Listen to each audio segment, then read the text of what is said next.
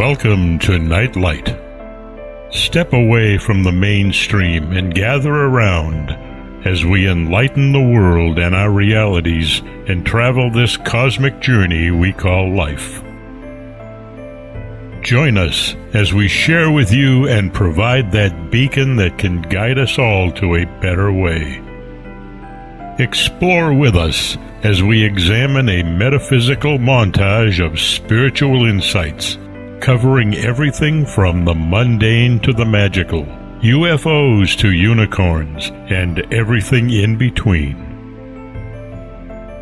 This is a time of awakening, of sharing and evolving, of spreading our wings and soaring on the cosmic breath of creation.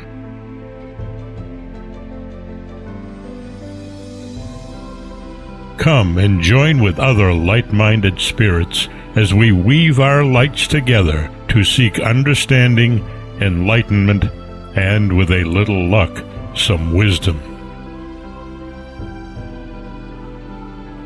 This is Nightlight, a reminder that you are never alone.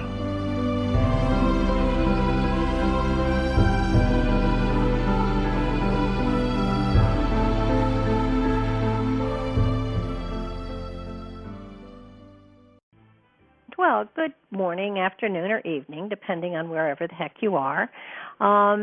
This is round 2 of, I think it's the 4th week, Deb, I think, yeah. And I do so appreciate you guys turning up. A whole bunch of people got dropped off the chat room, but I would imagine that they will be back. One thing that I did want to sort of start out with, because people kind of were going around in circles with it last time, and I wanted to kind of give you a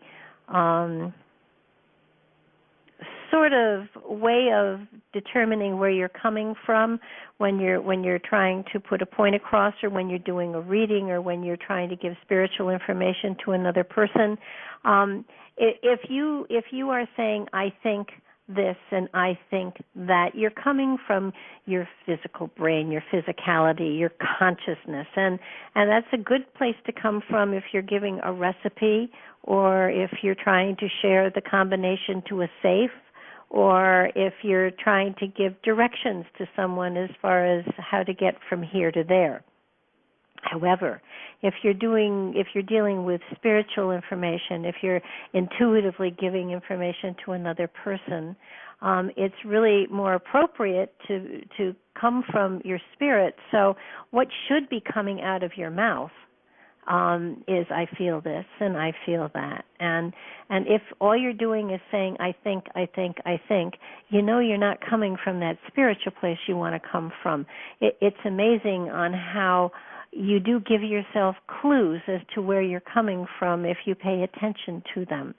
And certainly I know that I try to do a reality check on myself often, especially when I'm reading. If I'm saying I think, I know that I have slipped back into the conscious mind and the ego is talking, and not that the ego can't give good information, because it certainly can. But you want to make sure that if what you're trying to do is to tap into that higher consciousness, that element of yourself that is your intuition, then perhaps you want to step back a second and reattach yourself, or reconnect yourself to that aspect of yourself that is definitely the spiritual side of you, and has such wonderful wisdom and knowledge and insight. And again, if it's a recipe or the combination to stay safe, stay with your conscious mind. That probably has a better idea of what you're trying to do. But if you're trying to give spiritual information, if you're trying to share spiritual wisdom or spiritual insight, I feel almost automatically puts you into that level of consciousness. And if you are programming yourself to the point where you are saying, when I feel, I'm in my intuition, if you program that, if you set it up, if that's the way you make that connection, it works like a charm. It does give wonderful information too. We're still working on the laws, because they're so very important. They are constantly at play within our lives. They are constantly something that helps to guide us, and it's not as though we can turn them on and off. They are always in play, and it's not like you can sit down and say, well, I'm going to make sure that my law of attraction is cranking appropriately today, or my law of resistance, or whatever law you want to focus on. They're always there. They're always in play, and what puts action into them, what sets them in motion, is our action. And so it's important that you know they're there. It's important that you understand they're constantly working within your reality. But the most important part is that they are constantly working on a spiritual level. And yes, that does transcend, and it does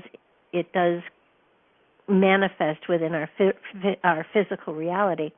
It's law of cause and effect. You hit somebody in the face, there's going to be a reaction there. But this is it deals more and more and more with the higher consciousness, with the spiritual aspects that are at play within your reality. You got to remember, your personality and your consciousness are aware of just this reality. Your spirit is aware of all time. It has total recall. It knows where you've been, where you are, and where you're going.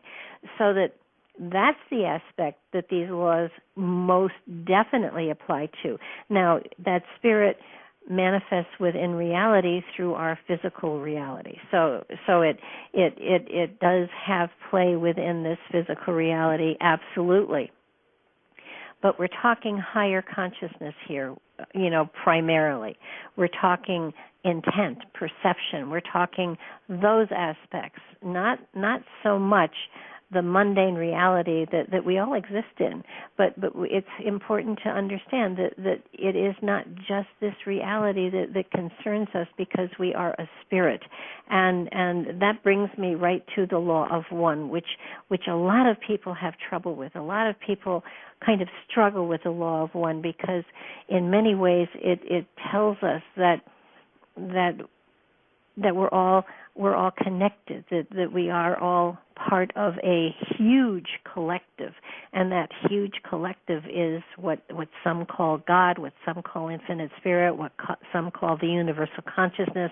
It doesn't matter what you call it. We're all part of that big spirit. And because of that, it's so important to understand that because we are a piece of it, because we are connected. Now, this is going to sound irreverent, but it's important that we sort of grasp and wrap our arms around the fact that spirit within us is part of the divine, if you want to call it that, and there is an aspect of divinity here amongst each and every one of us. It's not that some people have more than others. That's not the case. The reality here is that if that creative consciousness out there you're calling God, then you are a God. If you're calling that great creative consciousness out there the infinite spirit, you are the infinite spirit. Whatever you want to call that part of you that you perceive as being out there, that you pray to, that you talk to, that you worship, that is you. It's not out there as much as it's in here. And it's really important that we start. I'm not saying you're going to get it all in one shot, because I sure as heck haven't, but it is really important that we understand not only are we part of the Creator, we are a representative of the Creator, if you want, and each and every one of us is another representative of that piece of us that created us, so that we're not gods in that we expect somebody to worship us, because that's certainly not the case. But within us we carry God. It's that simple.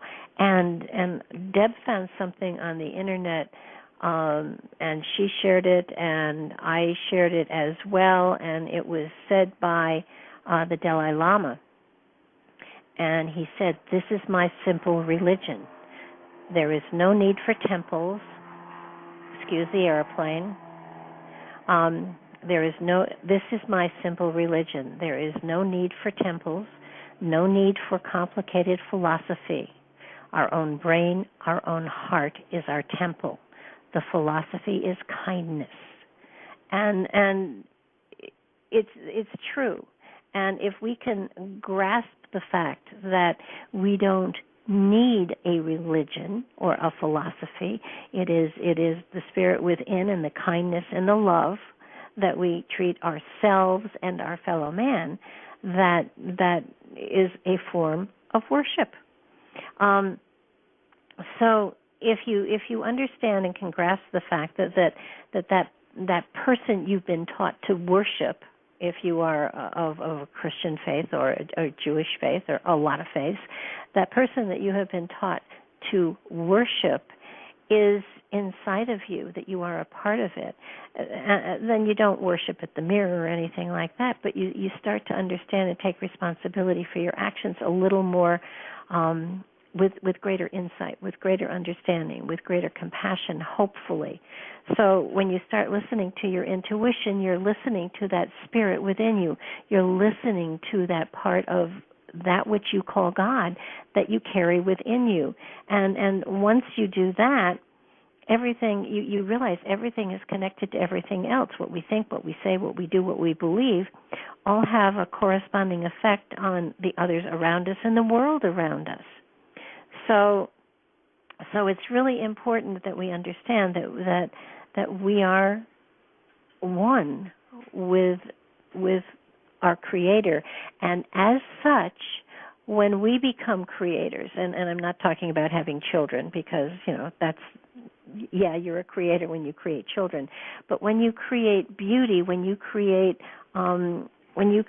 magic within your own life, you are then turning around and being a creator. When you garden, when you put plants in the ground and they grow and you have beautiful flowers, you have become a creator. You have become someone who has created and brought beauty into the world. Now, that's physically doing it. But spiritually doing it is a whole other ball of wax. When you use your words to share beauty, to share love, to share compassion, that's being creative, and that's being a creator as well. And there are so many ways that we profoundly impact our reality that we don't even pay attention to. And that's why I am pounding on these laws, because on a spiritual level they apply absolutely. On a physical level they do apply, but they aren't quite as absolute and they aren't quite as constant, and quite often you have to understand that these laws are universal laws, and being universal, they are not addressing just this lifetime. They are addressing all lifetimes. So sometimes when a spirit comes in here and it's the thing that it has signed up for is to understand some of the aspects of it, the consequences of its actions in past lifetimes. Sometimes the nicest, sweetest, most wonderful person gets crap thrown at them constantly, and they don't understand why. And people don't say, why do bad things happen to nice people? This is one of the explanations to it, and you don't have to swallow it whole. Just think about it a little bit. Sometimes we come into a lifetime to balance out our karma, to balance out things that have happened in past lifetimes. It doesn't seem fair when you're talking on a human, physical, this lifetime only level. But when you're looking upon each lifetime as a part of a huge puzzle, it makes greater sense. Sometimes we come into a lifetime and our point is to experience things that we haven't done in other lifetimes. And on a spiritual level, we look and we say, my God, did their application get lost in the mail, and are they just throwing crap at this person or whatever? Sometimes this is what we sign up for, and I think that's that's one of the other laws, and I can't remember which one it is, and I'm going to try to find it. But see, I haven't memorized these either. It's the law of let me see, magnetic affinities. You know, we choose our parents, we choose our situations, we choose our time of birth, our day of birth, and that determines our character, our personality, our abilities, our restrictions, the timing for strengths and weaknesses. It's amazing how before we come into a lifetime we set ourselves up, and I don't really mean set ourselves up for failure or stuff like that, because we have control over a lot of things that come in. So it's really important for us to understand that we have requested experiences, and that's what happens. We request experiences to more highly tune, to better tune our and if you look upon us as diamonds, to give us another facet, another window to look through, another way to perceive reality and our journeys. And so when these situations, these lessons, these situations, these struggles are put up to us, and sometimes, oftentimes, they are struggles, and they are really hurtful, and they're hard, and they're difficult. But the reality is, if you can understand and perceive the fact that this is a lesson that you have given to yourself, and because of that, it's not insurmountable, first of all, and second of all, if you can look upon it as a challenge you've put to yourself, and you know that there's an answer to it, there's a creative way around it, it doesn't mean that you have to hit it head on. It means that you can go around either side, above it or under it. You can transcend the lesson any way you choose. You can even turn around and walk away from it, but the lesson will come back at you again and again and again until you deal with it. So it's our choice. We are able, and not only that, but because how we perceive situations determines the outcome of them. So if you look at these challenges and you say, okay, I understand this is a challenge. How can I deal with this? What is the best way for me to deal with this? And also, you know, it's okay to say, and what am I learning from this? And you can't be flipped with this. You have to understand that there's a reason that we are given challenges. So if you sit back and you really look at them and you really say, okay, you know, what did I do here that brought this challenge to me, and how can I grow from it, and what is the lesson? And it's not, don't do that again, dummy. It's you know, did you give your power away? Is there something that you're not dealing with internally that you need to deal with, and that once you deal with it, the struggle will go away? And usually that's the case. Usually it's our fears sometimes that help to bring these situations to us, and once we understand what that fear is, once you deal with it, it goes away. And it's part of it's another part of life, and it doesn't mean that you have to put yourself through, you know, under a microscope and try to tear yourself apart. It means that there are lessons here, and what's the lesson? It's I can only relate it to experiences I've had myself. Sometimes I've given my power away, and you know, that's not a smart thing to do. Sometimes I've been over-trusting. Sometimes I have trusted people that hadn't earned the trust.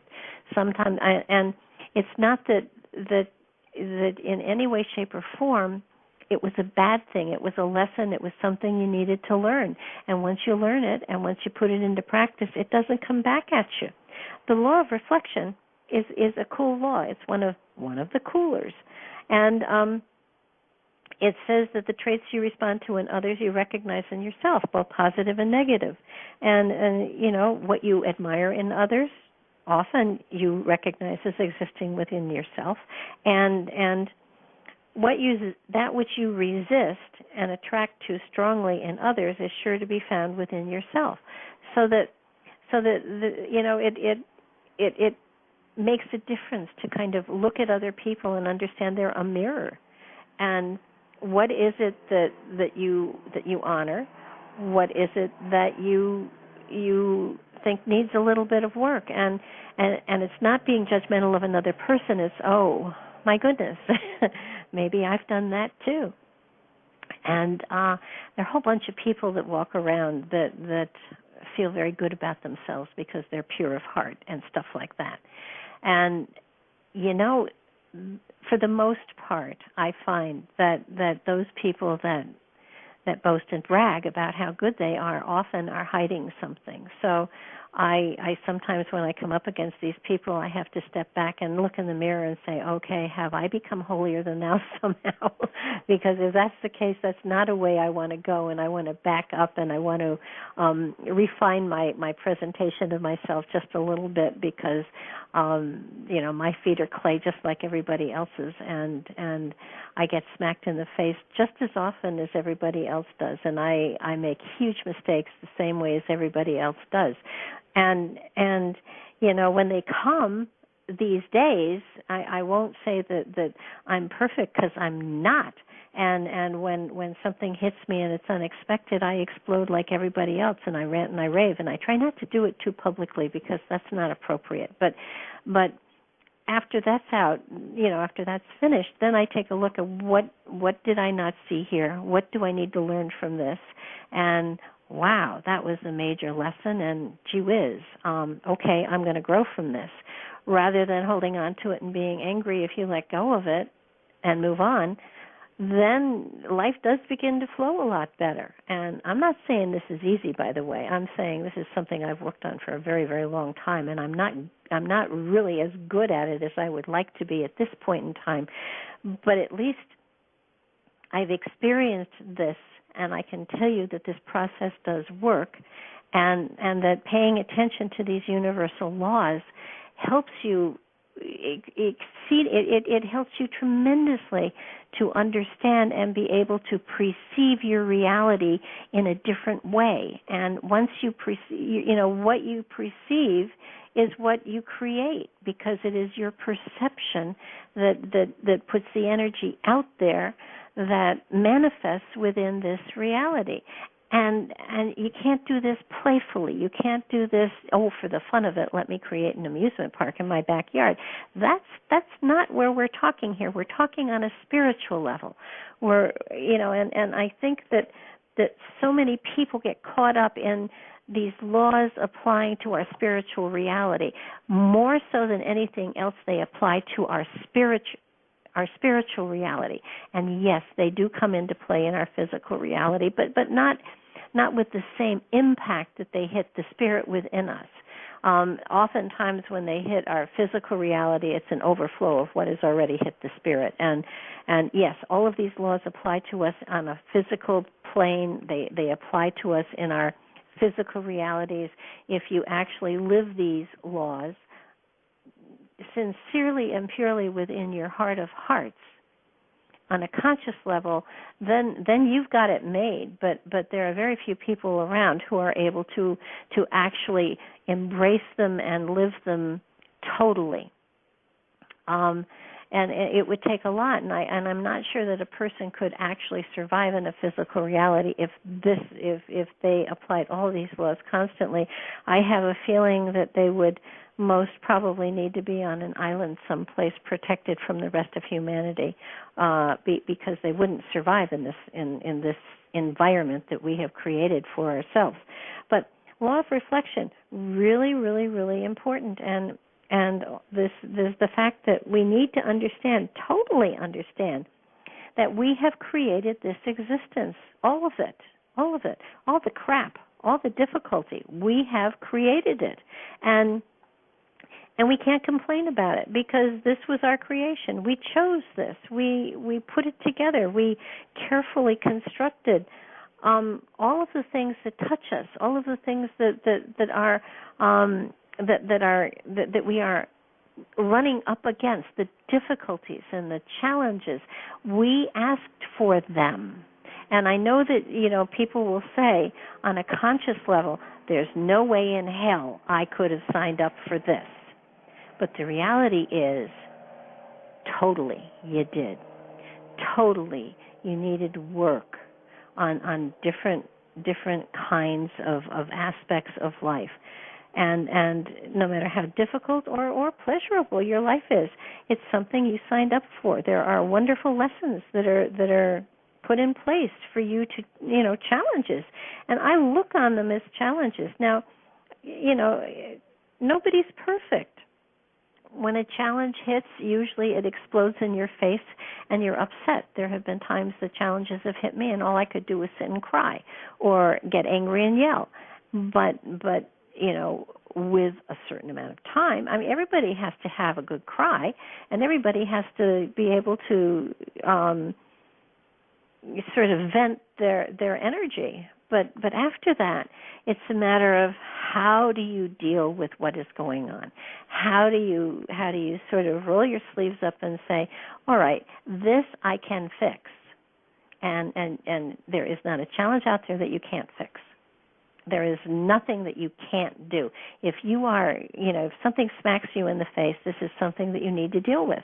And it may mean that you need to make some changes, some subtle changes. It may mean that you have to take a look at your perception and what's going on.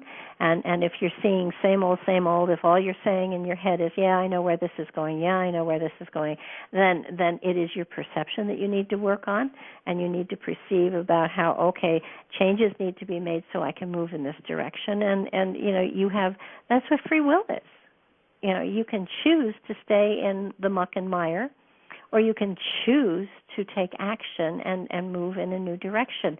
But you have to understand that it isn't just so easy as I'm going to shift my perception. It's I'm going to work in another direction. I'm going to address another direction for my growth, for my evolution, for my whatever you want to call it, for my life. And it's not so much that you're doing anything wrong at the moment. It's that you can do things righter. And I'm sure that's, well, it's a word now, but you can do things more rightly. You can shift your perception. You can take a look at other directions. You can open yourself to other possibilities and potentialities because they're out there. And sometimes we feel that we are just so locked into place it's impossible to move, but that's our perception. Hear the think? We think we're in a place that we can't get out of. The reality is what you think, and that's what you're putting out there, and that's exactly what you're getting back. So understanding that everything is possible is magic. And once you grasp it, once you wrap your arms around it, once you understand that whether it's an uncomfortable situation or whether it's a disability or whether it's an illness, there are ways to make life rich, abundant, and joyful, no matter what it is that is going on. Yesterday I used the example of my husband, Patrick, when he found that he had cancer and that he was going to die. There was no way around it. That was it. And his first thing was, I'm not afraid of death, but let's see what we can do to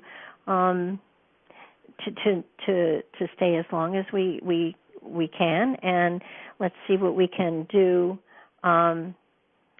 Let's see what we can do to make it more comfortable, and let's see what we can do to prolong this. And not that I want to put it off, but I want to make it as fulfilling and rich as we can.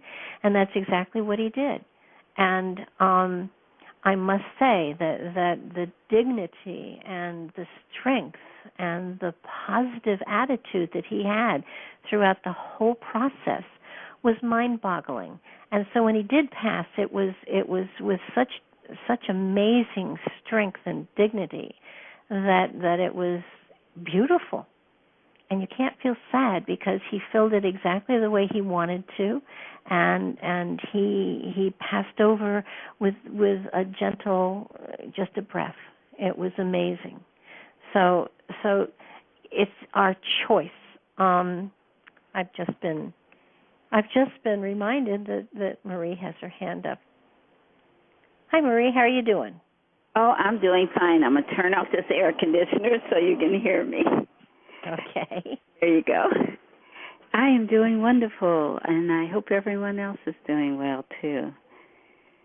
I was just saying in the chat room, and I'm really curious to what everyone else thinks.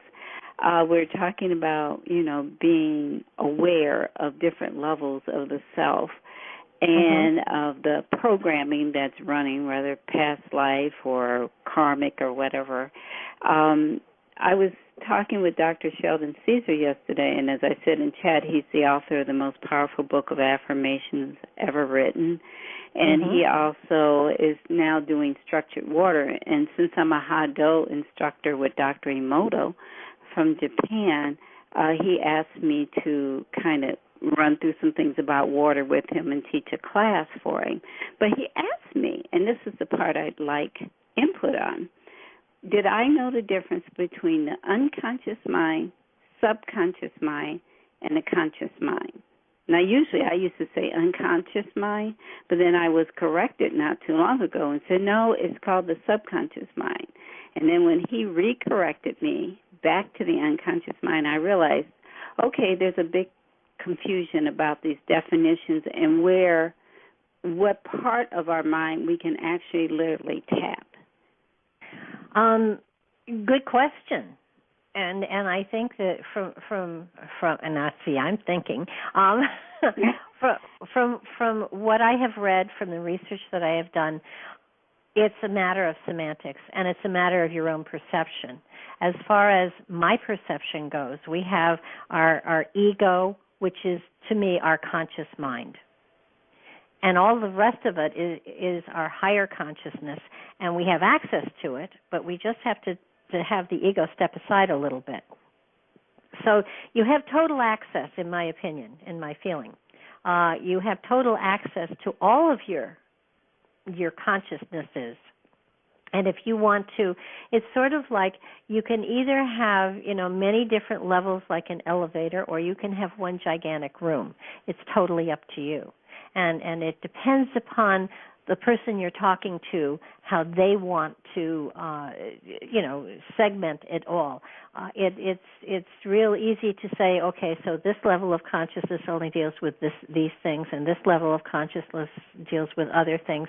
For me, it's so much easier that the consciousness is our physical reality, what we see, feel, taste, smell, whatever. It's those things that we are totally conscious of. It's our physical, mundane reality. Our higher consciousness is that of spirit, and it contains everything, and we have access to it. And those people who meditate, those people who pray, those people who are listening to their intuition, they're tapping into that aspect of themselves. The thing is that people are very reluctant to claim or embrace or acknowledge the fact that is their connection to the infinite. And so quite often they will say, I talk to, Master so-and-so or Saint so-and-so or whatever. The reality is that is your connection to the infinite, the totality of creation. And however you want to explain the information that you bring forward from that aspect of yourself is totally up to you. Does that make sense to you? It makes sense to me. I've seen glimpses. The subconscious mind, is that program that's running, and the unconscious mind seems to me to be the key player of everything, even though the unconscious mind might be the mayonnaise on the sandwich. Dr. Caesar seems to think that the unconscious mind is the part that's extremely difficult to tap. That's the I think there's a book out called like the God Code kind of. It's the original blueprint. And because a lot of people say, well, I don't think I have control over things. When you're discussing what you're talking about now, about you coming to learn lessons and that, a lot of people don't get that part because there's some gap, and I'm not sure what the gap is, and you just explained some of it, between that subconscious and unconscious mind. Dr. Caesar seems to think the subconscious mind is easier to tap than the unconscious mind. And I looked up some research, and one man described the subconscious mind as that part that'll let you drive to your destination even though you weren't really fully conscious of what you were doing. You just did it rotely. And so the subconscious mind is always helping, working. It's always turned on. It's like our autopilot. But the unconscious mind is a part that some people, unless they have a lot of study according to these different researchers, that's the part that's the challenge, getting way down that deep and find out, okay, why did I really come here and who am I really? Okay, well, I think, just to totally blow you totally out of the water, I feel that it is totally up to each individual how they want to perceive their consciousnesses. Mm-hmm. And if you want to perceive that something is difficult, it will be difficult. Okay. I perceive the two levels. And when I have my ego step aside, I have total access to all of the other cool stuff that's there, because that's how I perceive it. And I would submit to you that if you want to have difficult places inside of yourself, then that is exactly what you will have. If you want to perceive that it is an easy access, then it will be. So that if it in segmenting it as much as these other people are, they are creating greater difficulties for themselves in accessing the information that is there. Mm-hmm. Sometimes the ego, with all of the intellect connected to it, creates so many steps that people perceive they aren't capable of getting up all those steps to get to the other side. So that if you can one can sometimes overwhelm themselves with information from other people to the point that they lose themselves in other people's philosophies instead of allowing themselves to trust their own. Mm-hmm. So it's what you it's what you perceive is what you get, and I know that's a lot to swallow, and I don't know any other way to put it out to you, because our ego, that which is very aware, totally aware of this reality, is part of what we created before we came down here. We set all that up by choosing when we were going to be born and stuff like that.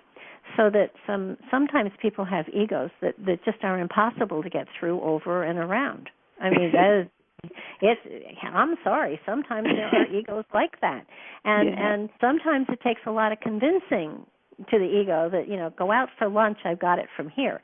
And if it's what you perceive, it's what you allow, because the ego is what is in control of this physical reality.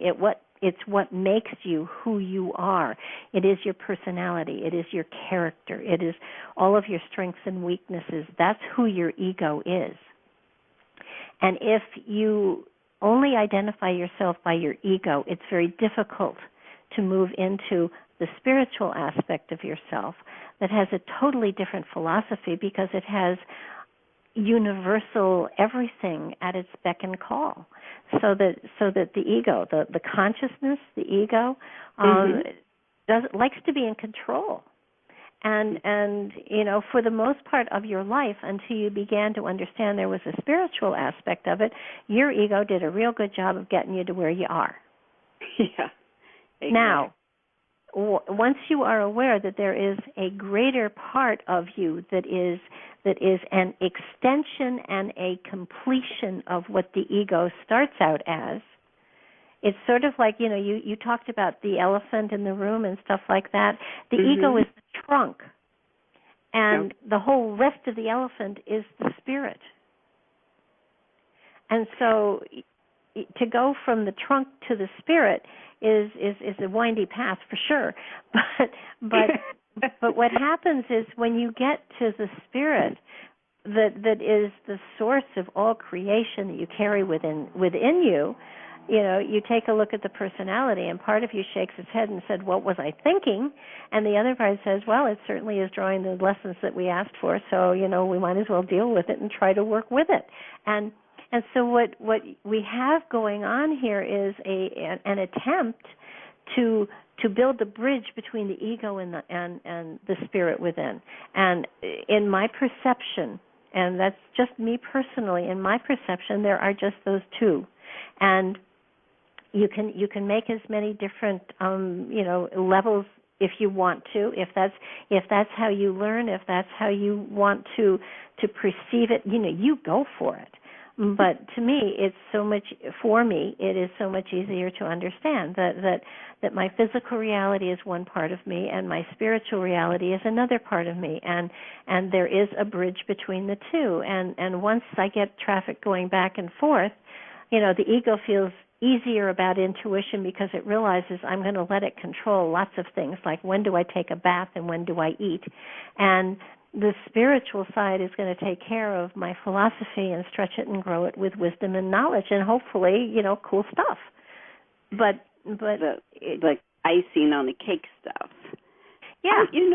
Barbara, can I ask you this and anyone else that wants to add in?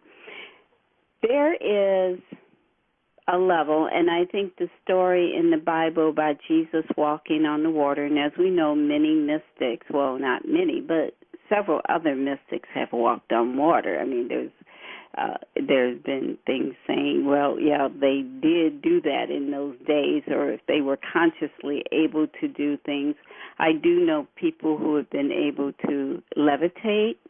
And actually science has noted that people got 5 to 10 pounds, 3 pounds lighter during meditation. I know people who actually literally scared themselves and levitated to the ceiling. And once they got to the ceiling, they realized, oh, my gosh, I'm off the ground. They got scared, and the fear brought them down, and they were never able to do it again. But they had been in study, esoteric and deep study for a long time, some of them. And I don't think it takes a long time to get there. I think it's just that other side of the veil. And my question is, what about that other part of us that, and I quote the Bible because that's the only one I kind of know, which is, these things I do, even greater you shall do. Getting to that other place where all that data is, that once I curl like 5 spoons, really easy listening to Blog Talk. I forget. Uri Geller? No, not Uri. The one that's on News for the Soul. I forgot her name. She had a spoon bending kit, but she used to have a video on YouTube, I think, where she was showing herself bending it. So I could get the spoon and just lightly hold it, and I got so I could really curly-cue it really tight, but I had to be looking at her do it on that video. As soon as I walked away from that video, I couldn't do it. Or there's been times I could not get a jar open for 3 days. I tried, and I went to sleep, and all of a sudden I woke up and said, I can do that. And I got in the jar open totally easy. That's that. Where is that at? And other people have talked about it. That place where they give you all the information when you're in dream, and then as you wake up, they take it all away. You go, no, I need that information. No, but they don't take it all away. They take it away. That place where are basically what we would call, X-men, X-women, superhuman, but not really. That's the other part of you that has those abilities. I'm not saying every single person has those abilities. Oh, no, they do. They do. Everybody does. I think they do. Yeah. I would think they would, wouldn't you? Yeah. Well, go ahead, Deb. I thought Deb was here. Yes. Who's your co-host today? That was Deb. Deb. Your consciousness takes it away. Yeah, no. Well, yeah, I think your ego says you don't need that. But first of all, as far as what was happening is when you were watching her video, you were tuning to her energy, you were connecting to her energy, and you were able to to sort of draw her energy into yours. And because she could do it, you believed that you were connected, so you believed that you could do it too. The reality is you could do it too. But watching her video, you were connecting to her and her perception and her belief, and so you were able to do it because of that. You could have closed your eyes and run the video through your head and connected that way. But you know, whichever way it works for you, fine. But yes, you have the power to do that. And yes, Jesus was an amazing teacher, and he didn't come here to create a religion. He came here to show people what they were capable of. And again, he did such a good job they killed him. So which you know, which is why nobody wants to be that good a teacher ever again. But the reality here is you don't believe you can do it, so you can't. It's what you're putting out there. It's your perception. You know, if you truly believed that you, well, let me put it this way. You truly believe that you can, something simple, that you can wash your hands if water is present. You know that. There's no problem. You know, water is present, you wash your hands and things are fine. You believe that. That is something that you know in your heart of hearts that you can do. If you have that same conviction about walking on water when it's not frozen, you could do it. There's no reason why you couldn't do it. You don't believe it. You hope Am it. I You here wish now? it. You dream it. Yep, Huh? you're there. Yeah. Okay. Deb. What I was going to say is, okay, before I got old enough and with the right people to learn all the fancy jargon, I used to do a lot of things because I didn't know I couldn't. Uh-huh. When I got flat out told I could not levitate and convinced of it, they gave me all the right mortal, muggle, mundane reasons why I couldn't levitate. And I believed it. And then it was about 15 years ago. I said, this is a bunch of crap. I know I can levitate. I've done it before. So I meditated. And at that point, at that instance, I focused on the flames, the purple flames, violet flames. Mm-hmm. And when I saw the violet flames, I levitated. Boy, I got to get my words straight. And I was holding the position for a very long time. It scared the crap out of my teenage son. He saw it. He come down the stairs and saw me he said I was a good 4 foot off the couch. Okay. And he thought he was going crazy. He wasn't sure what was going on. And yeah, I come out of it and I hit the marble table. So I'll tell you, if you come out too fast and you're not aimed correctly, it's going to hurt. But he just kept saying, he says, I haven't ever seen you do that. And I says, yeah, because for all these years, I had gone back to the mortal muggle way of thinking that I couldn't do it or I shouldn't do it. But the minute I installed my old teachings from, the alchemy, that if you can think it, you can be it. Mm-hmm. If you think it, you can do it. Mm-hmm.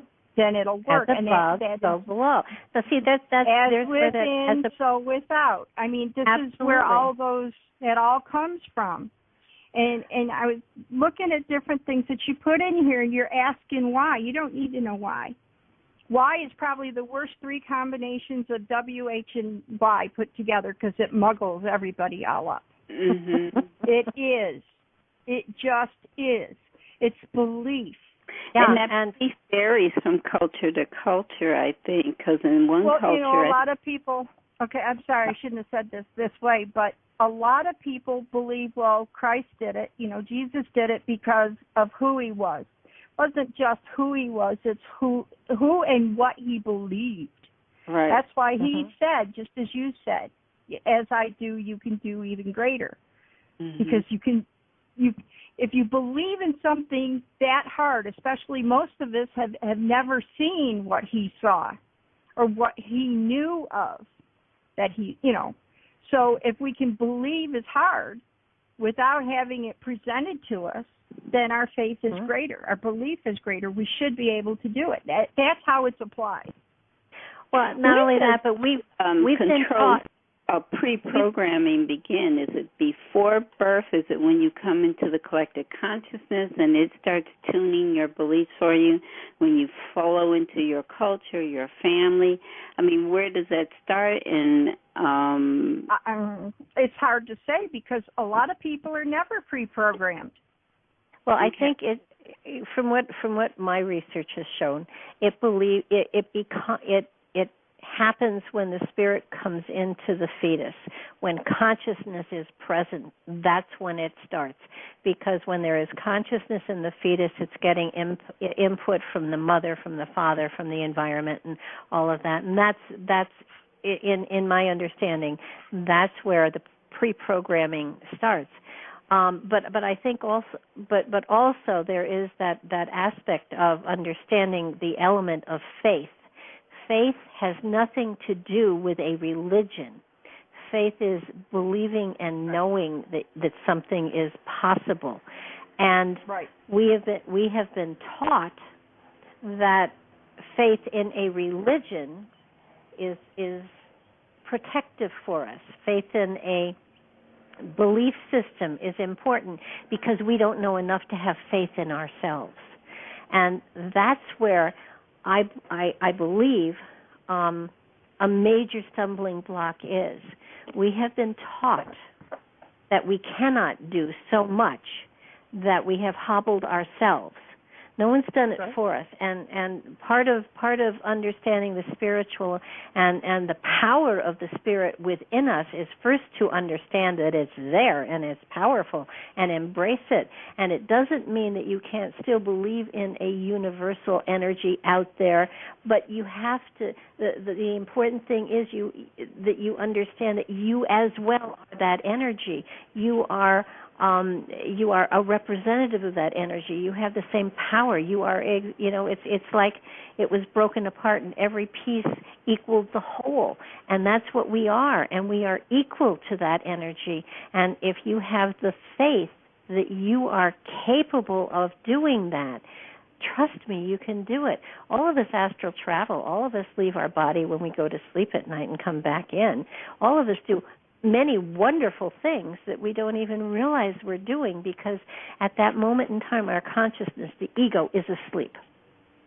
And it's not paying attention to what the spirit is doing. And the spirit often, when the consciousness, when the ego is at rest, when the ego is not doing anything, when it's sleeping, the spirit is able to do amazing things. We've all felt levitation. We've all felt coming back into our bodies with a jerk. We've all felt that element of falling. We know that it's possible, and we kind of think, wow, that was amazing. That was a really amazing dream. Wasn't a dream. It was reality. And we are taught to not acknowledge the miracles that we are capable of.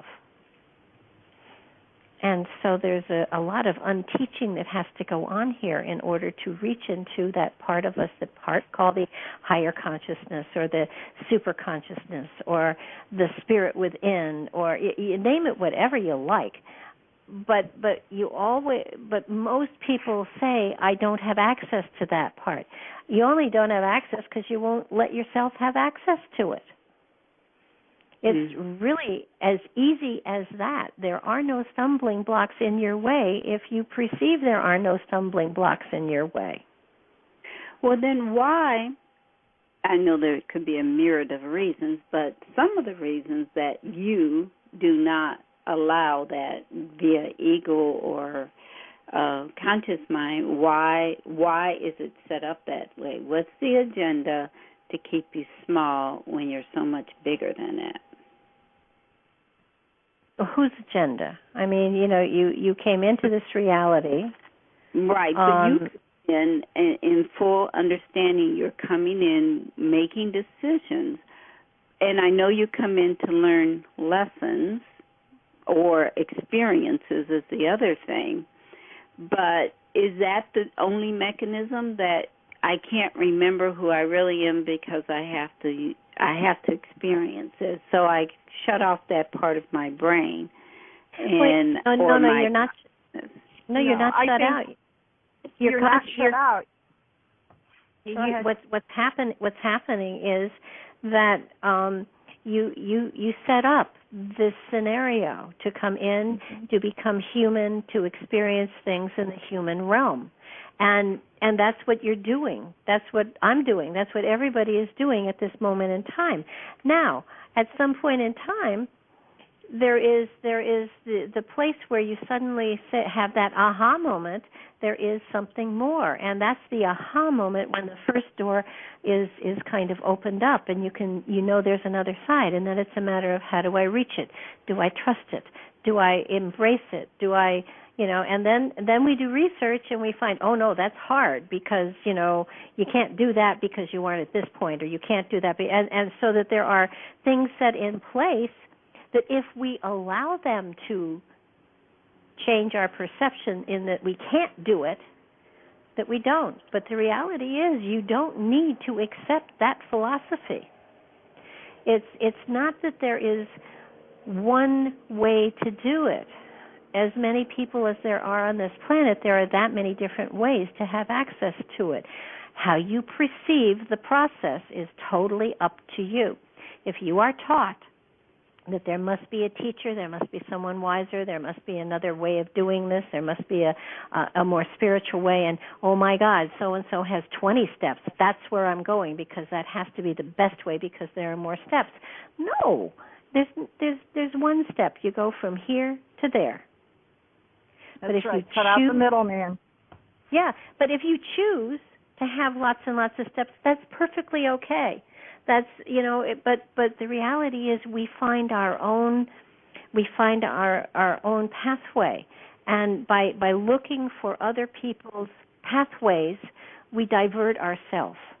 I've talked to many people who do this kind of stuff, and everybody has a different story, and everybody took a different pathway, and everybody was absolutely 100% accurate in what they were doing, but it's when you claim your own divinity and you turn from what other people have done to the teacher within you and allow that teacher to open the doors for you, that you really start to experience the magic.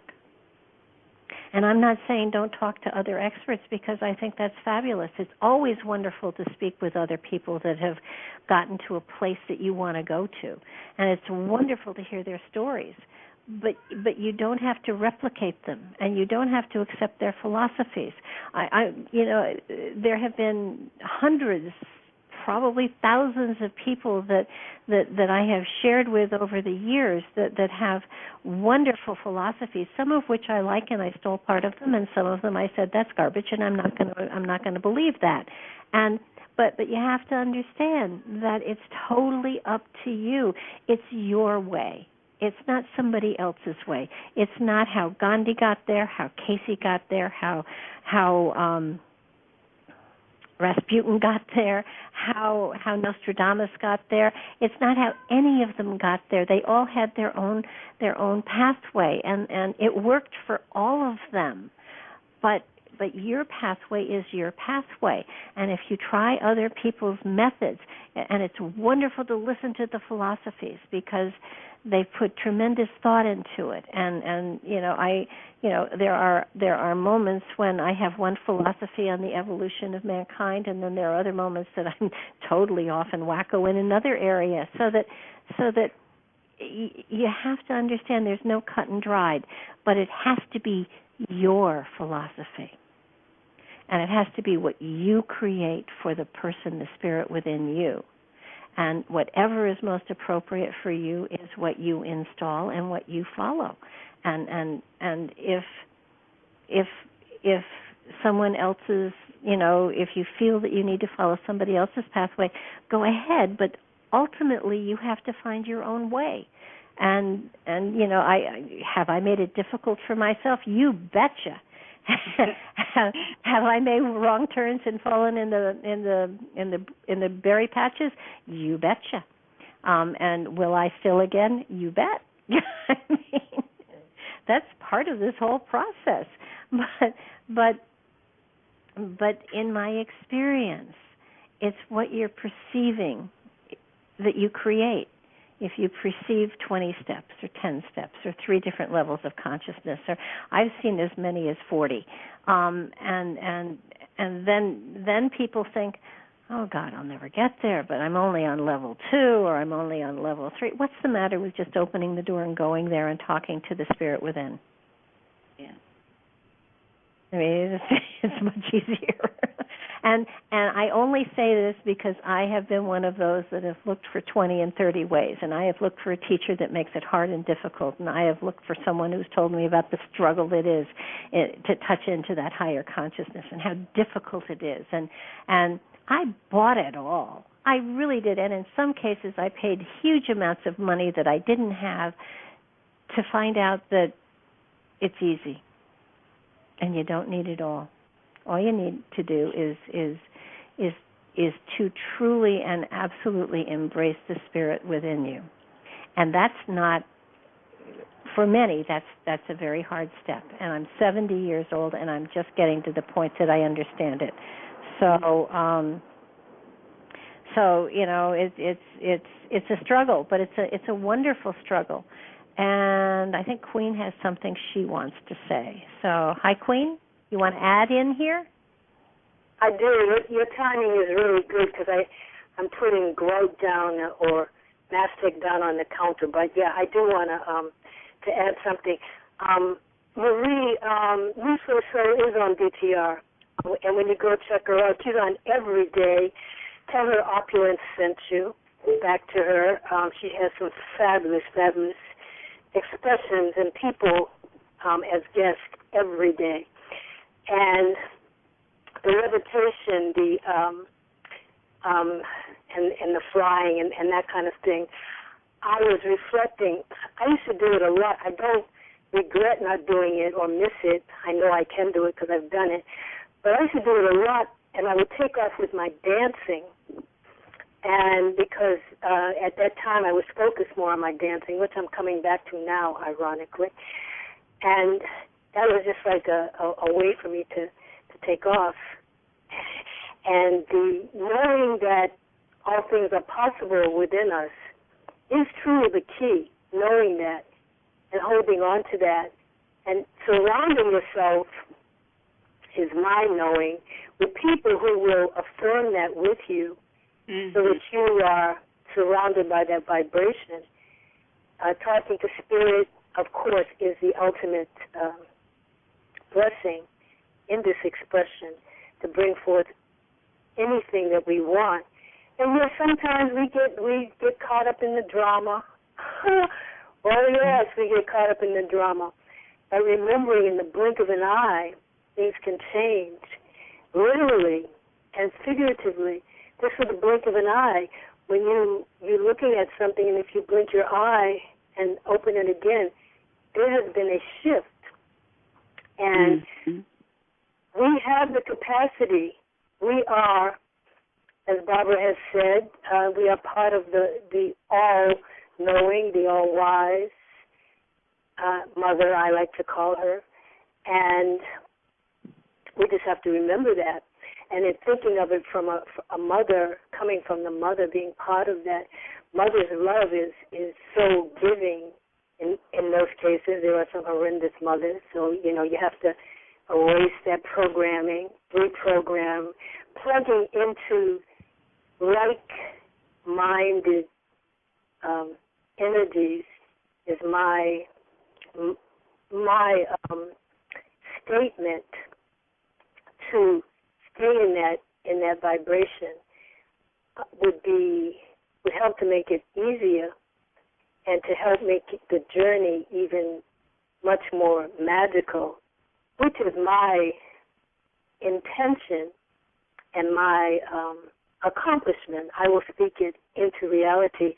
I am living in a magical reality of my own creation. And Barbara, I started writing, and it's flowing. I'm loving it, and magic is all intertwined into the the so-called mundane reality. I see the magic, as I'm putting the words on the pages and invoking Tahuti, truth.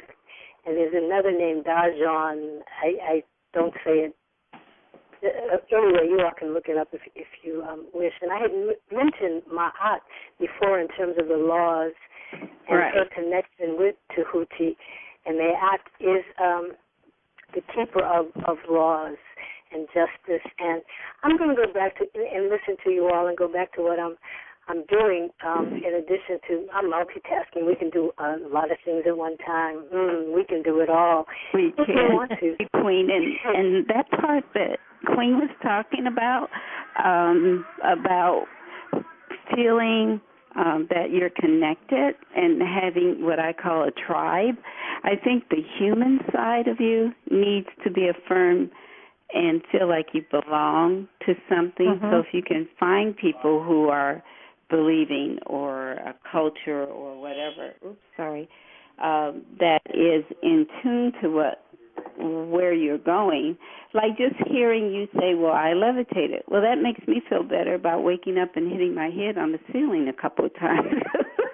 I knew it wasn't a dream, but it's okay to feel that it grounds it into the consciousness. Does that make sense? Sure. And there is an element of the consciousness at some point has to accept the belief or it doesn't work, because the consciousness is that part of you that goes, oh, are you really sure about that? and that need to want to be, I don't know how everyone else was, but I didn't want to be super normal because I had a family that was kind of like that, so it wasn't too bad on me because as I said before, people have gotten punished for being sixth sensory or knowing things. I didn't have that going on in my family, but there was always the underlining, well, be careful, don't go too far down the street, that kind of tentative type child rearing that some people call fear-based rearing. To not stand out, and I think we talked about that before, when you stand out, and as you just said a minute ago, Barbara, stand out too far, you might get attacked. And that's put in our religions to remind us that. And they only have to take out a couple people, and everybody goes, oh, no, I'm not going to do that anymore because they'll target me. But the whole deal is to keep you asleep. I don't know if that's a good thing or a bad thing if you're here learning things. But well, there is that concept, unfortunately, both with religions and with politics even, that if you stay in the mainstream, you're okay. But if you excel or if you're different, I know somebody once said to me, be very, very careful about what you say and what you do, because sooner or later there are going to be men in white coats that want to dissect you before you're dead. And that's unfortunately true. But it did sort of, I backed up a little bit and I thought, whoa. And then it was like, all right, but if I'm public enough, they won't let them actually dissect me before I'm dead. They'll wait till I'm dead. But it's sort of, it does put that doubt, and that doubt is what grounds you. Fear grounds you. Having people say, "Oh, be careful, you could get in trouble for that," that scares you. And when you totally believe in something, you're capable of almost anything. And I only say almost because I'm not sure what we're totally capable of. So almost seems to be a pretty good, whatever. I do believe that our bodies need oxygen, but if you levitate high enough, do you really need the oxygen? Is your spirit going to take over? I don't know. But if you believe that your spirit takes over, then I would assume your spirit takes over. I truly believe that we are capable of anything.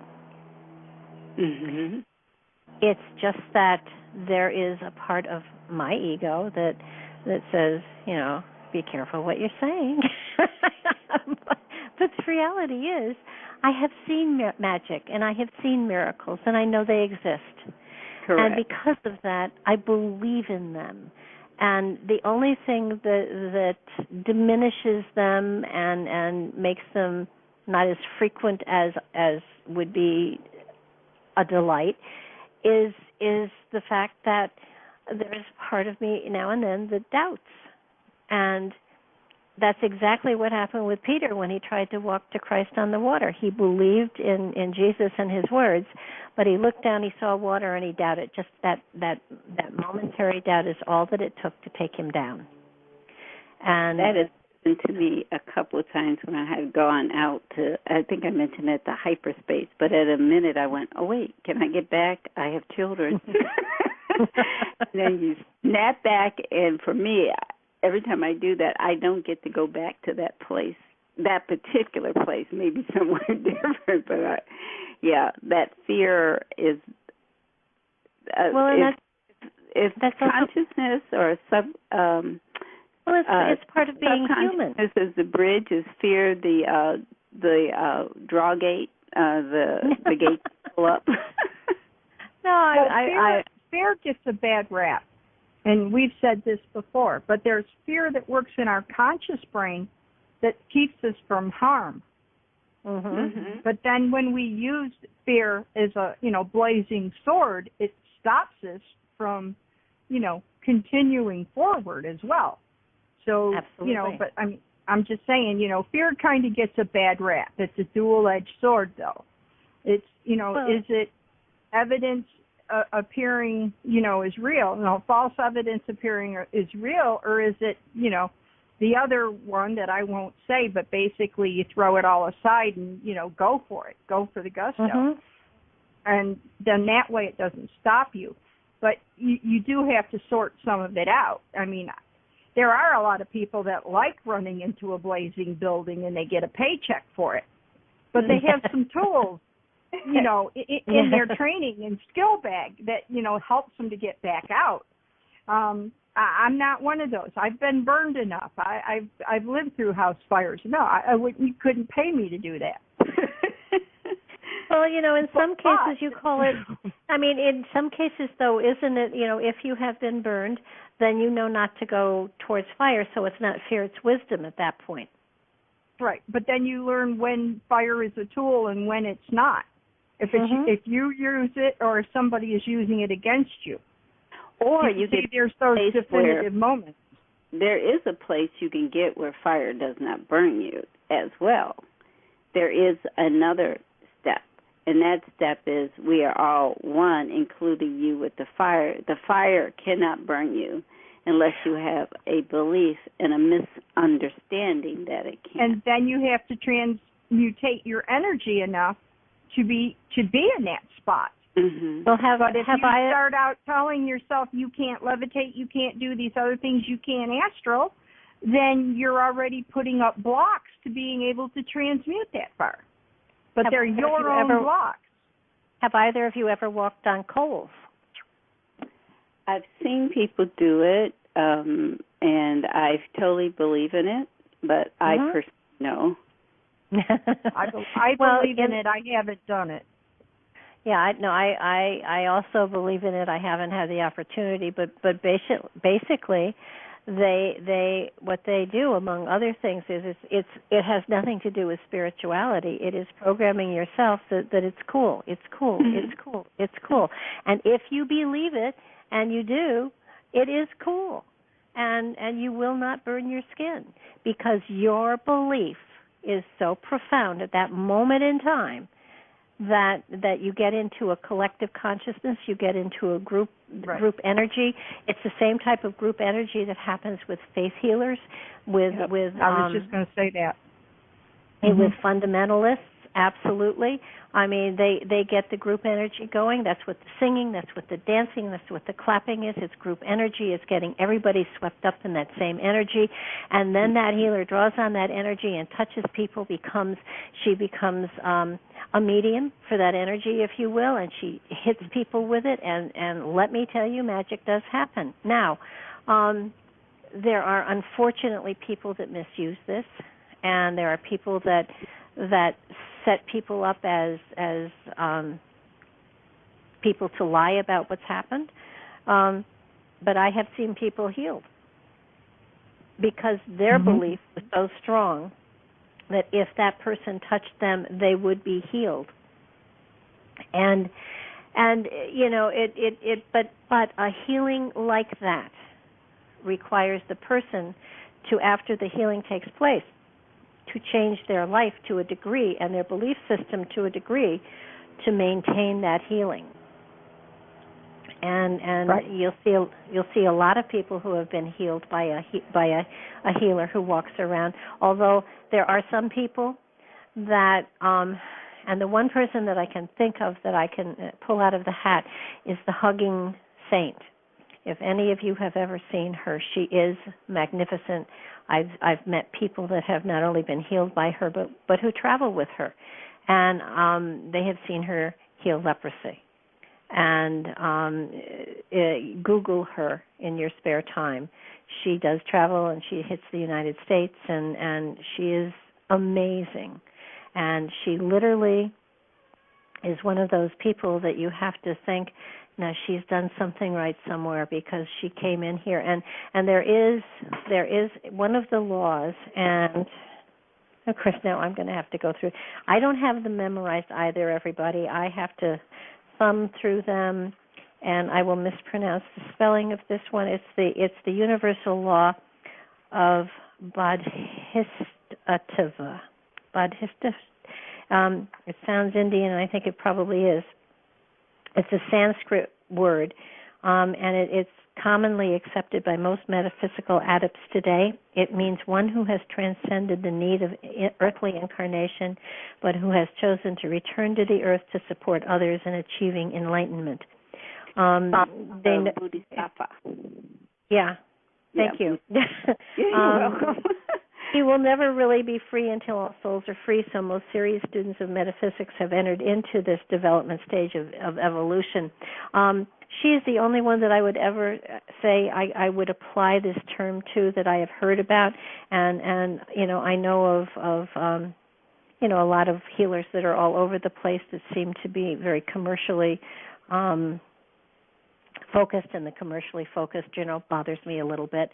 But she is tremendous, and if you Google her, yes, it's Amma. She is profound, and she literally needs.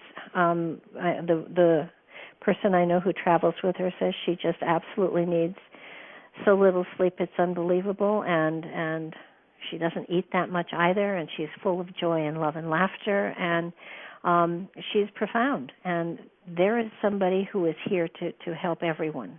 So, and Amma started out by herself meditating as a young girl out in the sticks, and she opened her eye one day, and there were people sitting there with her. She didn't seek that, and she. No, but her spirit probably knew what she came here for exactly. Yeah. And one thing about her, when you're talking about caring for your body, is another subject that comes up when you get involved in higher dimensional, bringing higher energies in, that a lot of healers and people are doing it faster than their body can keep up with it, and they are getting sick from it. And it's Bruno Gurney. He was the German healer, sort of like the German Messiah after the war. He ended up dying just because they told him he couldn't heal people anymore. All he would do is stand before a crowd and just send energy, and everyone would heal. His last name is Groning, Bruno. He was, and we never even hear about him. And he just healed hundreds of people just by sending them energy in public. Mm-hmm. And they told him he couldn't anymore after taking him to court. No reason. They never have a reason. He didn't take money or anything. And he ended up dying because he couldn't release all of that life force energy. Well, he actually probably wasn't allowing it. He could have sent that energy back into the earth. I mean, he probably chose. That's what I said, Barbara, and I said, why didn't he heal animals? And the people who were telling me about him from Germany and Switzerland, they said, oh, no, he was here to only heal people. I said, duh, But if I'm burning up inside, I'm going to heal a rock. Hello. you know, but later on I found out when doing some research on him, since he contacted me spiritually first, is that to teach us, we went through some teaching with his spirit, was that he started out healing animals as a child. So therefore, that was, like you're saying, Barbara, he chose not to do it because there was ways to and there are lots of healers that do negate out their own body and taking care of their own body. And a lot of healers also forget that they are a channel through which energy is supposed to flow.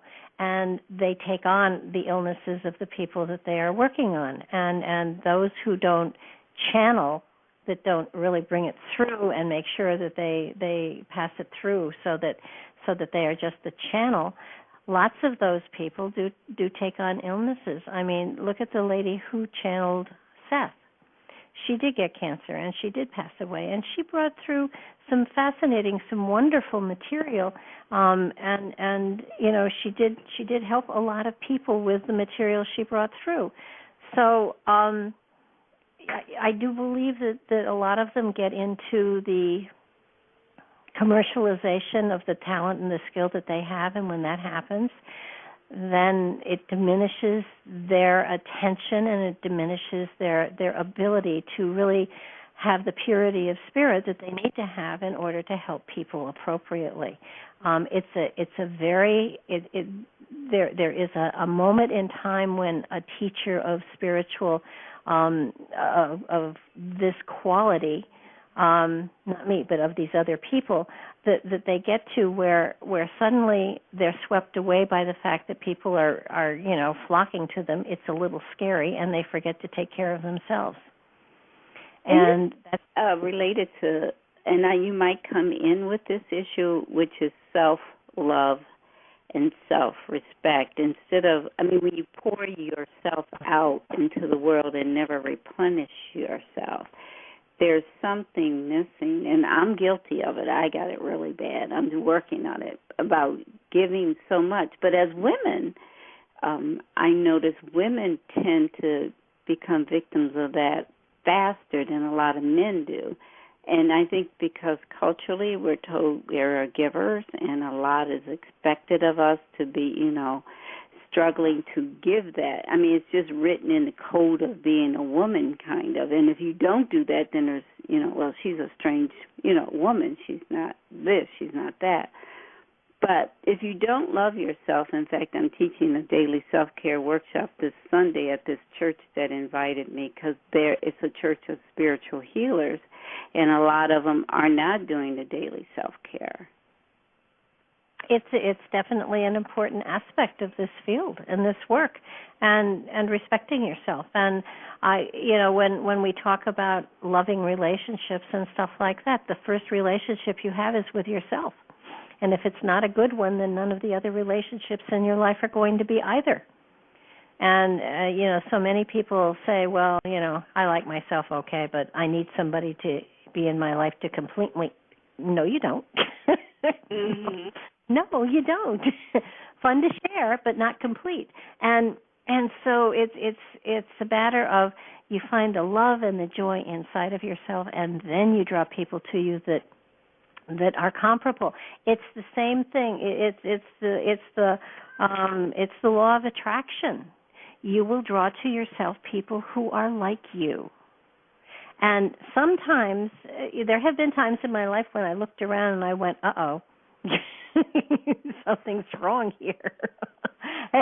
and happily at those moments in time, I took a look at me and said, okay, I need some work here. I have to really work on dealing with some issues in my life, and then it'll be cool. Then I'll expand my circles just a little bit.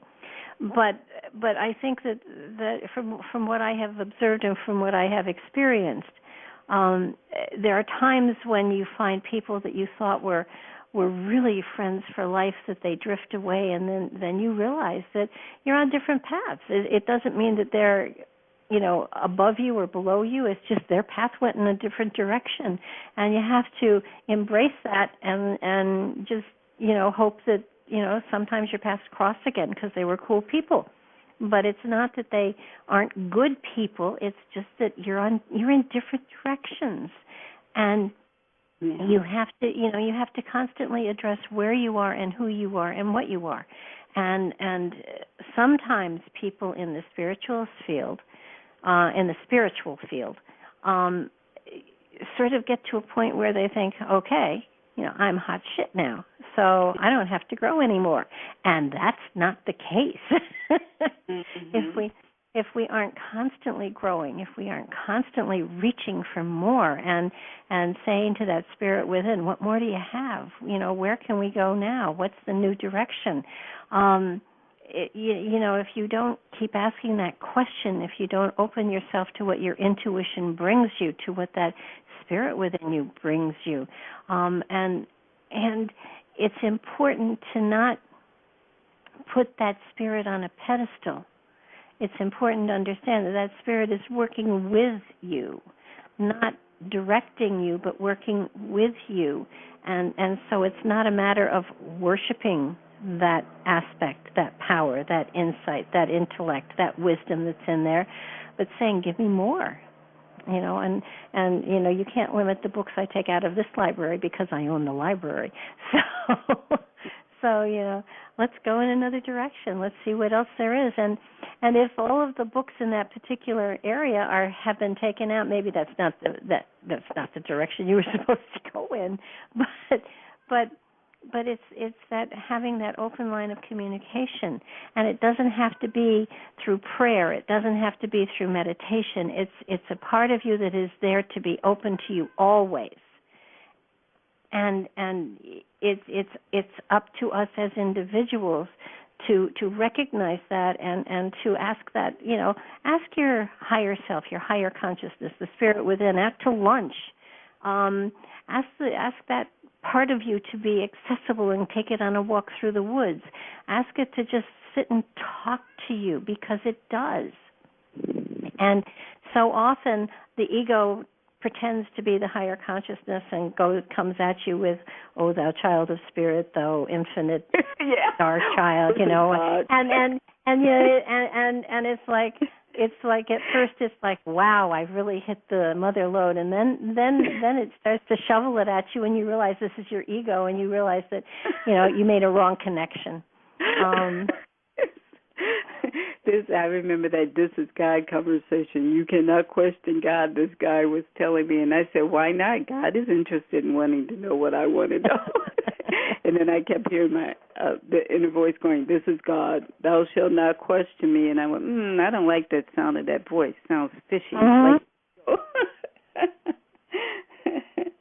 Yeah, but the ego does that, and that's part of the ego's job. The ego is to challenge, and it does. And so when you put the ego in place, we were talking with Anne Illumination, and she was talking about how her ego had to be kind of absorbed into the total gestalt of who she was from time to time, because it got out of hand. And that does happen, and at those moments when the ego is trying to be a higher spirit, you just welcome it in and say, "Hey, sit down, take a seat. We're going to have cookies and milk, or beer and pretzels, or whatever is appropriate." But the ego is part of that consciousness. The ego is the way in which that spirit manifests within our reality. So it's important that the ego understand that the communication isn't threatening. It's in many ways inspiring. It gives the ego more credibility. It makes the ego look better, and the personality expands, and it's a cool part of you. And if you can get that ego to be friends with the spirit within, then you've got it made. Then you walk on clouds and you walk on water, and people throw rocks at you and kill you. So we're going to erase that. We're going to erase that from now on for the rest of humanity, at least for 1,000 years. No more rock throwing in fiction. No.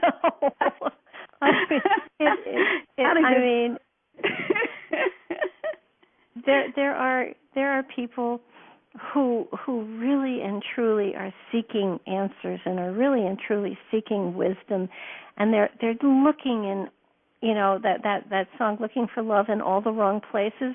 They're looking for spirit in all the wrong places. They're not acknowledging the fact that they carry a spirit within them that is so smart and so wise and so powerful and so magical that it's unbelievable. And they're just looking everywhere and feeling lost. And the reality is they're not lost. They're exactly where they're supposed to be. So, well, going back to a little bit of a science thing is I was reading on more than one location that the more melanin, now I didn't know you could have melanin in your brain and in your body. I knew it was on the skin, but the more melanin you have in your brain, it's called, I think they call it the dark brain, the more able you are to tap in with the higher energies coming in from the universe that gives you that connection to spirit. So I always thought, well, if you have a missing link, and they always talk about the missing link being genetic, I'm wondering if it's that link of having that extra melanin. That's just one thing. It might be something else missing, too, because some people really, literally, they can't see it, and I know they should be able to see it, but it might be just harder for them because they're missing, if it's not melanin, they're missing something that separated them from the divine.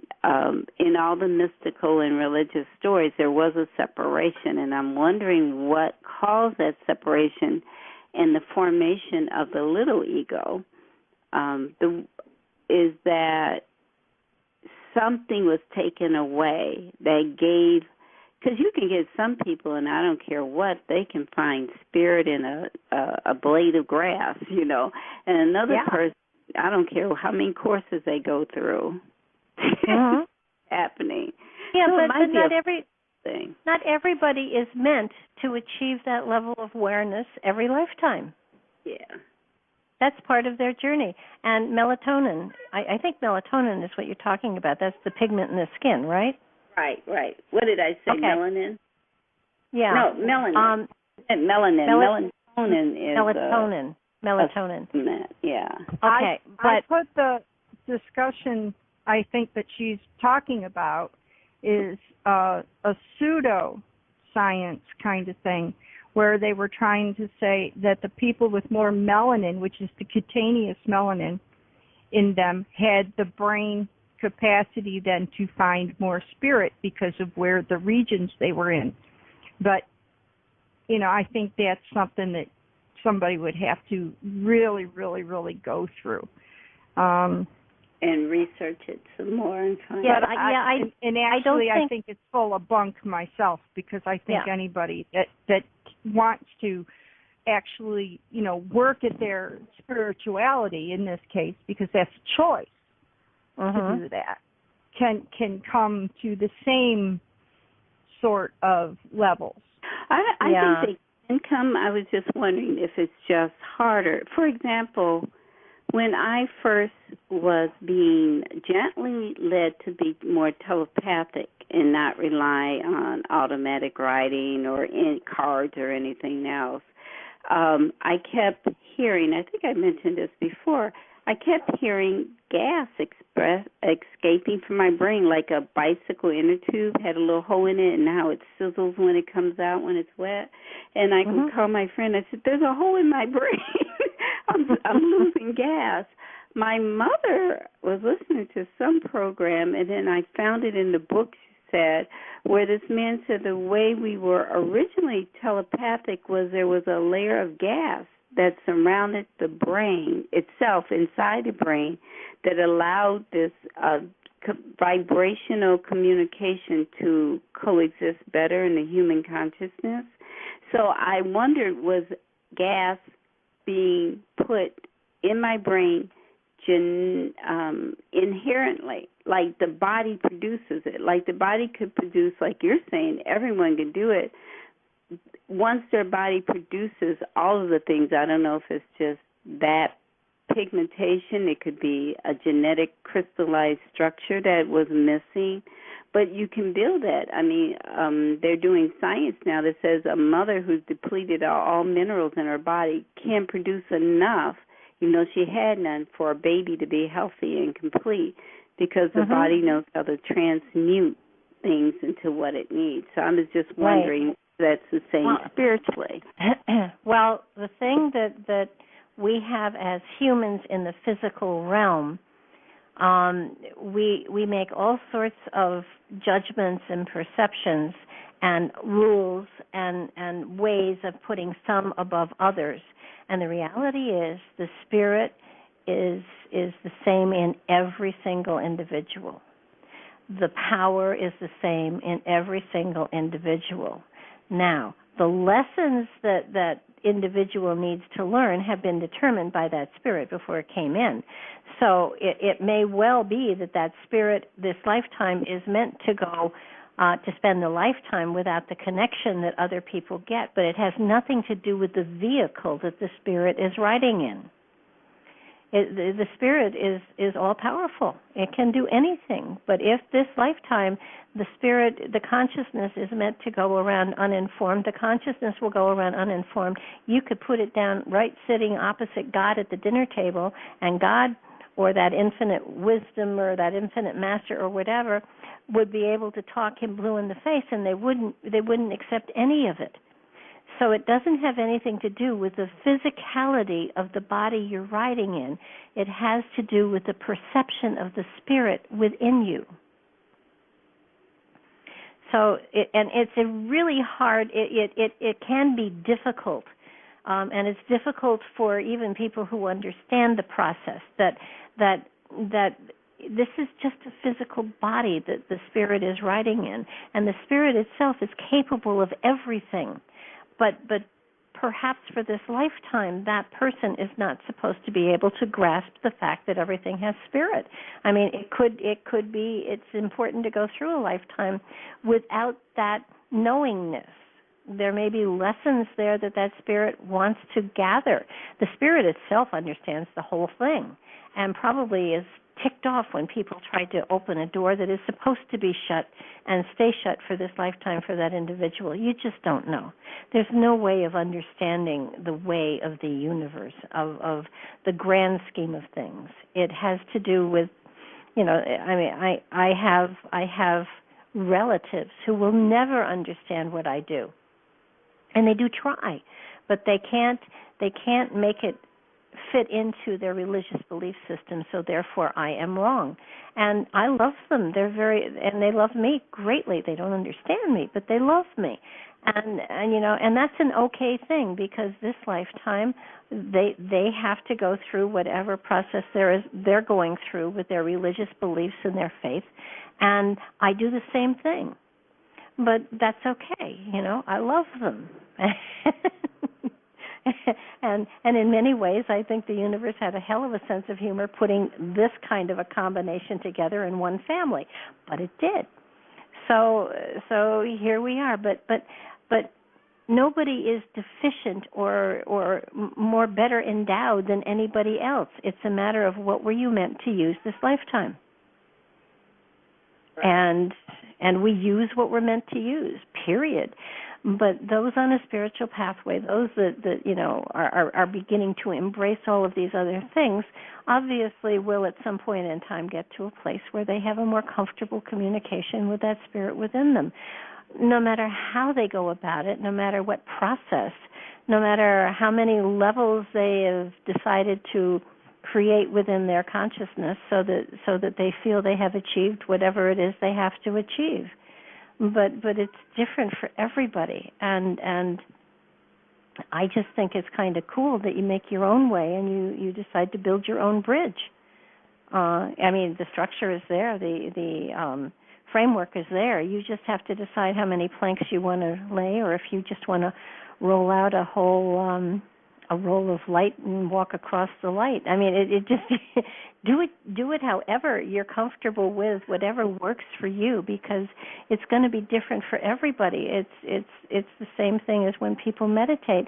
I don't happen to sit and meditate with my eyes closed and soft music playing or things like that. I meditate when I'm working, and It's my form of meditation. I either do needlepoint, or I knit, or I garden, or I have to be involved in some sort of movement of some sort.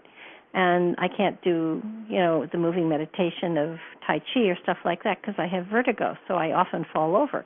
But everybody has their own way of doing things. Everybody, no matter who they are, no matter how similar they are. Twins will do things differently because their spirits have chosen to do this pathway of twinning, but each is an individual and independent of the other.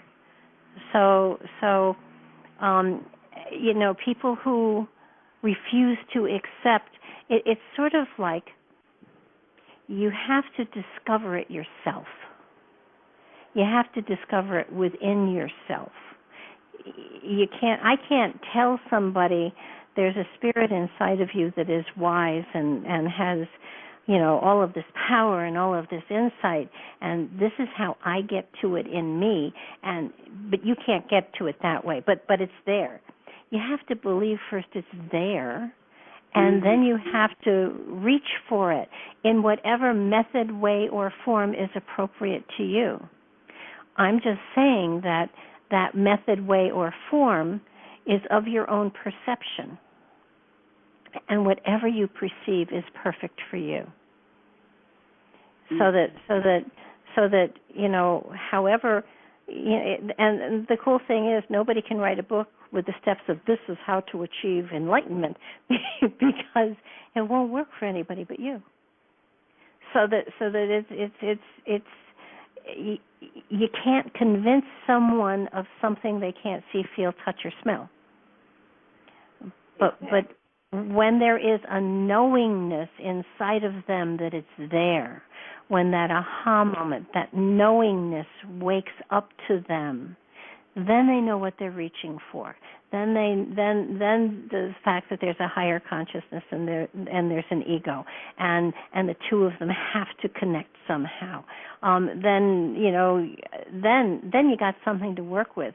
But until that aha moment happens, and it happens with different people at different times, at different ways, but suddenly they'll be seeking out the information, the aspects, the ways to connect. And once they try a whole bunch on and they don't work, but they know there's still something there, it's sort of like you come to a place in the road and there is a huge a cavern, not a cavern, but a gorge there, and they have to get to the other side. Everybody builds their own bridge. Everybody does it their own way and in their own time. You can't cram knowingness down someone's throat. It would be cool if you could, because then it would be so much more fun just cramming it down some people's throats so that they understood the reality of it all. But you can't do it.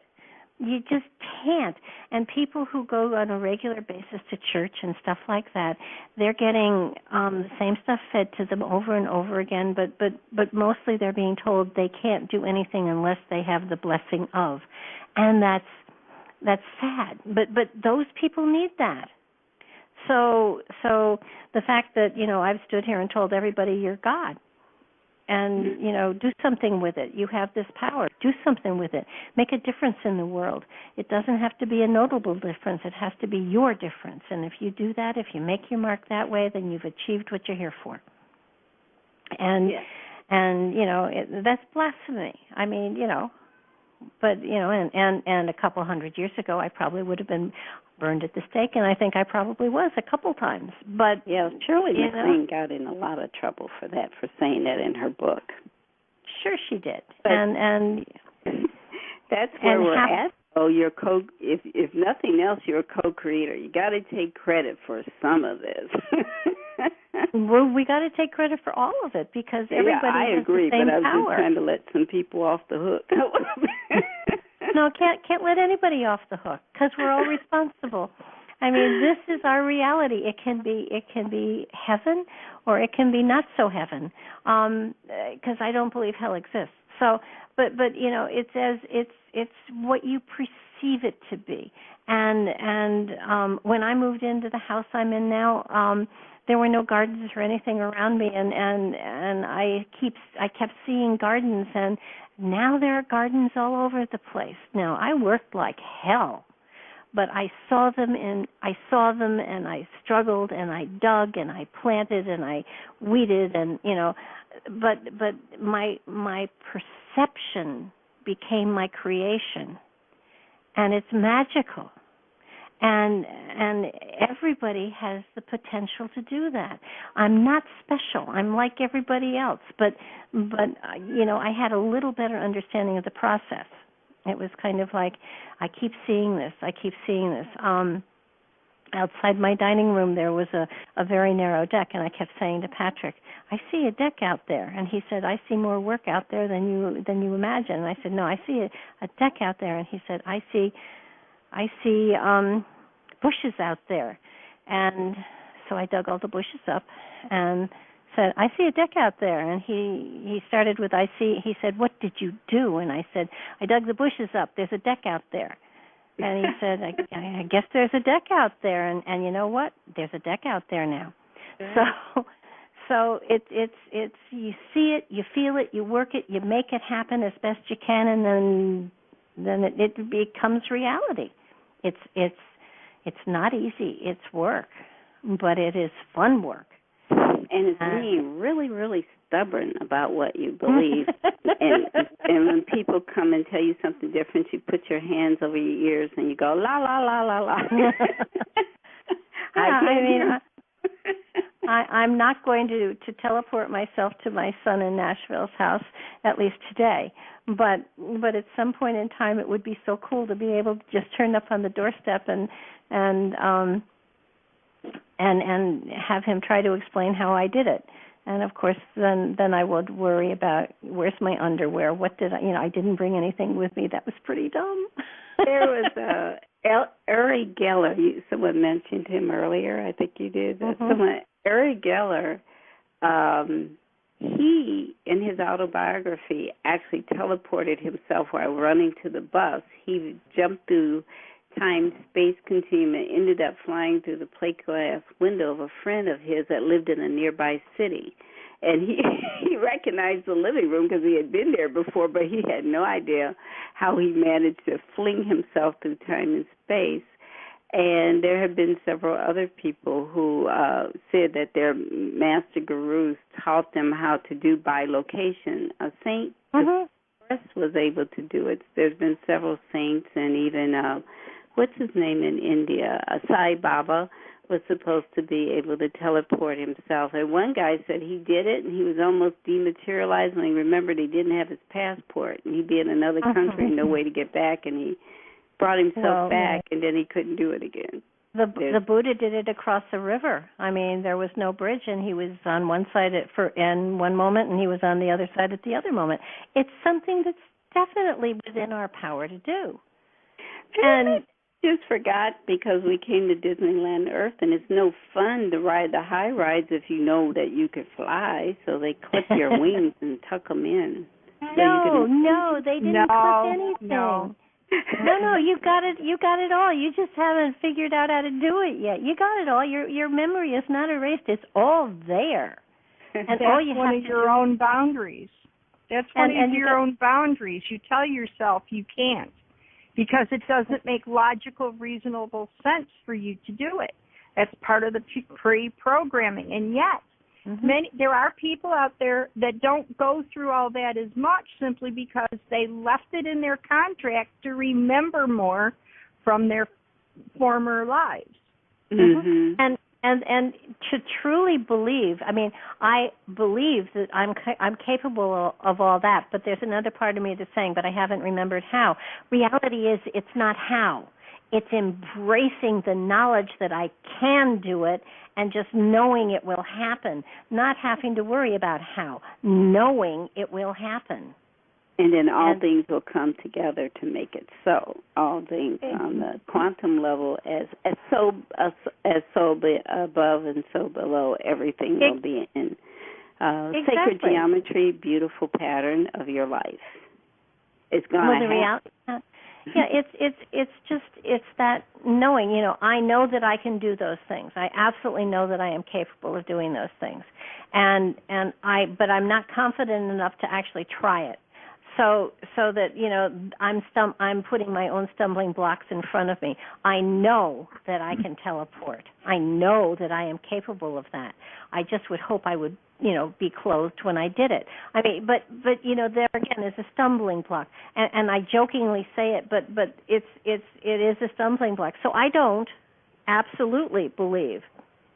I know I can. I believe I can, but it's not absolute enough for me to, at this point in time, allow it to happen. Let me ask you this. Have you ever said to somebody, a dear friend or somebody that, you were quite, in touch with? I don't mean a very, social acquaintance. I mean somebody that you knew intimately well. I'm going to put it that way. Okay. I'll just use the example that this is how I learned I did it, okay?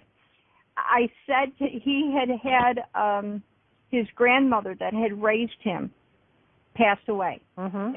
And it deeply affected him. And I says, well, I can't drive to Ohio. I lived in New York at the time, and I says, I just don't have the means to get there. But I'll be with you in spirit. Okay, so he told me when the wake was, when the funeral was, and all that. So I, consciously made plans to think of him and embrace him, in my heart and in my mind, and at those times. Well, I literally got 2 different phone calls from people I knew in Ohio, and one of it was from him. He says, I saw you there. You were at the wake with me. He says, and I saw you at the tree by the creek by the cemetery where we, had the funeral, where we buried her. And I says, really? And he says, yes. He says, I felt you. I knew you were there, and I saw you. At those times, though, I was in New York on the couch, dead asleep to the world, as far as anybody else there would have known. So, and I've done this other times. I bilocate to Pennsylvania to check on my adopted sister at different times. She calls me and she says, I saw you in your chair with your coffee cup. Now, do I consciously say I'm going to bilocate? No. But I do think of them and, do that thought process and then, go out like that. So, but it's because nobody told me I couldn't do it. Absolutely. So, and then I learned it was bilocation. In fact, I learned from listening to Walks with Thunder. And he gave his example of how he does it at times. Like be on one side of the wall and, they're standing and giving a lecture in one part of the room, but they're standing outside the room on the other side of the wall. And people are like going, huh? But, yeah, it can't. But I'm just saying, you can induce these things to yourself and allow the door to open just simply by your phraseology.